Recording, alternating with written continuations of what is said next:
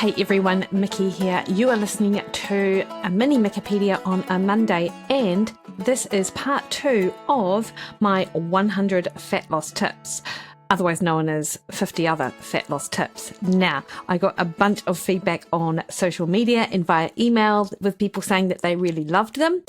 However, I do know that there will be people who will be going, actually, none of these are relevant for me. So what else can I do to help start to progress my fat loss journey?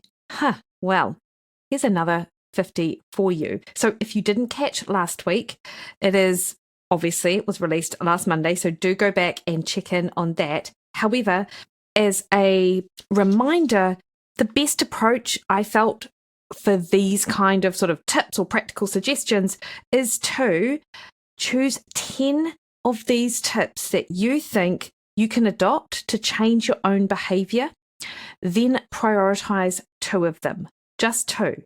Start there, writing down the 2 that you are going to try and do those for 2 weeks and note what changes or differences you feel when you do that. That's super important. And then if after 2 weeks these are beginning to feel like a habit, why not take 2 more and see what impact implementing these 2 things is going to have on your overall behavior and food choices and exercise habits. Now, of course, it goes without saying that if you still have yet to embed those first 2 habits, just work on those. Do not overload yourself. There is no deadline with these types of behavior changes because these are intended to be long-lasting small shifts.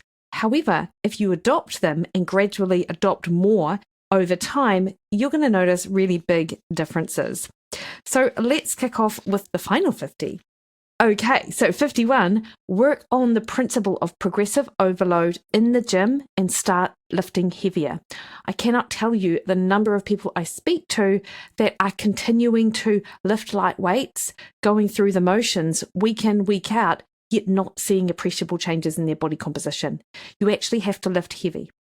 And look, I'm no exercise physiologist or strength and conditioning coach or anything like that. So go to your socials, check out people like Eric Helms, BioLane, Lane Norton, Stronger by Science, Eric Trexler, Brad Schoenfield, and start familiarizing yourself with best practice on how to lift weights and get the most from it when you're in a gym situation.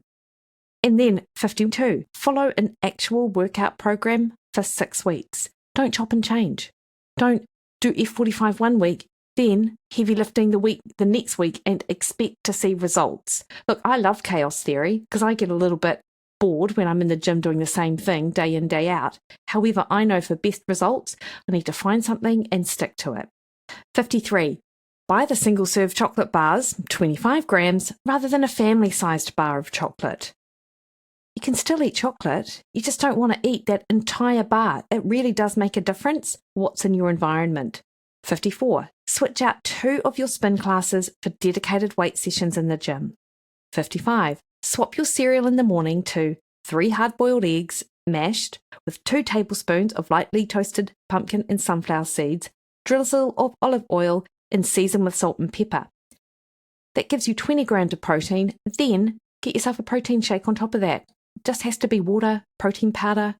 Maybe you use almond milk instead of water, ice, another 20 grams of protein. And actually, I've been doing 120 grams of cooked chicken in alongside my protein shake, and it has been so good at keeping me satisfied across the entire morning. 56. Swap your pre-run toast and jam to a serve of protein powder in water or almond milk and a tablespoon of peanut butter. Don't shut off your fat oxidation before it gets an opportunity to upregulate. You can absolutely do some fasted training if it's not balls to the wall training that you've got planned or it's not a key session, but ultimately it doesn't really make a difference whether you're fasted or fed.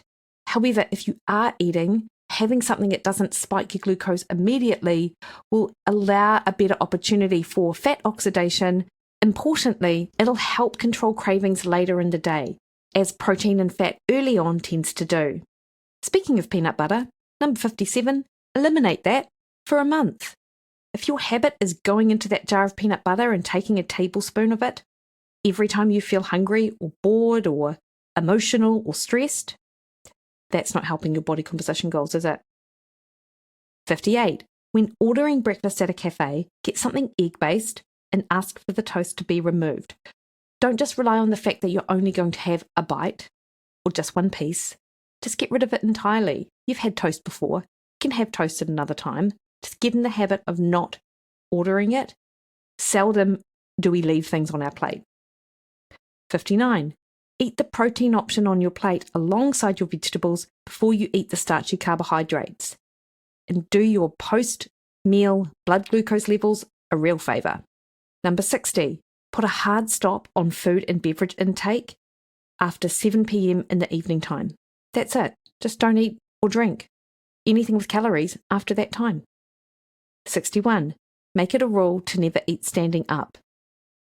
By doing that, you're going to cut out all of the opportunities that you are currently making when you walk past the pantry or the kitchen or the refrigerator, anything like that.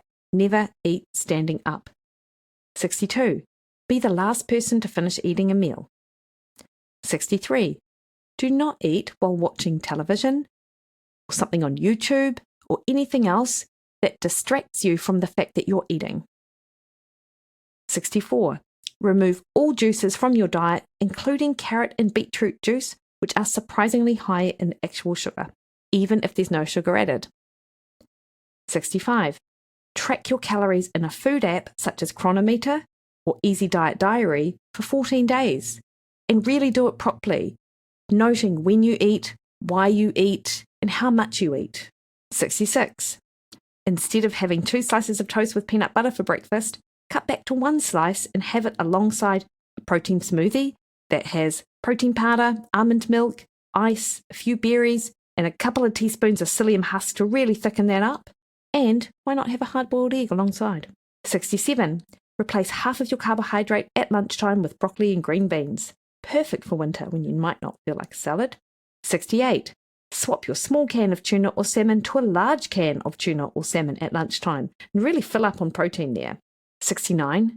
Treat your legumes like red kidney beans, chickpeas, and black beans like the carbohydrate they are and not as a source of protein. They do contain protein, but it really is like a 2-to-1 or a 3-to-1 ratio of carbs to protein. So your best bet is to treat them like carbohydrate and find protein from another source. 70. Have an omelette at lunch that has 2 eggs, half a cup of egg whites, 50 grams of smoked salmon, spinach, mushrooms, and tomato. Well, that's delicious. Or have that for breakfast instead. 71. Drink 750 ml of water between breakfast and lunch, and another 750 ml of water between lunch and dinner. And make sure that when you are eating, it's because you're hungry, and this is not because you're thirsty. 72. Change your eating schedule to brunch, snack, and dinner on 3 days of the week. 73. Get to bed with enough time to get at least 7 hours of sleep. 74. Commit to a change in diet for 3 weeks. Ideally, actually, you'd be a little bit more specific than that, but hey, everyone starts somewhere. 75. Enlist a friend to help motivate and inspire each other. There's nothing better than social support, and honestly, the literature out there just completely confirms that you are going to be way more successful when you get buy-in from the people around you as well. 76. Cut down the nights you drink to 2 per week. Did you hear that, Tom? Just 2. 77. Plan your meals in advance so you aren't left uninspired and unmotivated later in the week. Because you know what happens then? It is a quick trip to the takeout. And even if you think you're buying healthy there, and you most probably are, you just don't know what else is in that food. And it's way easier to plan to enjoy meals out and then don't let habit and your default behavior to buy food, because you're in so much less control than what you otherwise would be. 78. Prepare your protein sources for lunch. Carbs are convenient, protein isn't. So spend that 2 hours on a Sunday hard-boiling eggs, roasting chicken drumsticks, making meatballs or burger patties or something like that, so you always have something on the go. Or air fry that chicken. Honestly, air fryer, what a game changer. 79. Enjoy your first 3 mouthfuls of dessert, then practice leaving the rest of it. there's diminishing returns in terms of flavour with that. And you'll notice it too. 80. Box up the leftovers from dinner before you sit down so you aren't tempted to eat seconds. 81. Make it a rule to never eat what is on your child's plate. 82. Keep it simple. Don't try meals that are super complicated or wildly different from what you are already doing initially. That can just cause additional stress that you just don't need. Choose simple meals, put them on repeat, get into your routine, then try something new. 83. Cut sweeteners out of your diet so your palate stops expecting something sweet. Your taste buds take about 10 days to adjust, but they will adjust. 84. Go for a savoury breakfast, especially if your natural tendency is to choose something sweet, to help control your sweet cravings later in the day. That one is such a game changer. 85. If you really love eating dessert, have it once a week and eat less at dinner to leave room for it. That way, you're not going to feel overstuffed and like you've overdone it. You can really enjoy it. 86. Have a protein-only day once a week, like in Monday's Matter, which is coming out late May, actually, so keep an eye out for that one. Lean cooked chicken, lean ham, lean grilled steak, a protein shake made with almond milk and ice. Have around 180 cooked grams of any of these proteins at each meal, and you can include salt, spices, herbs, low sugar sauces, low calorie sauces, but very little added fat or anything else, including vegetables. Just give it a go.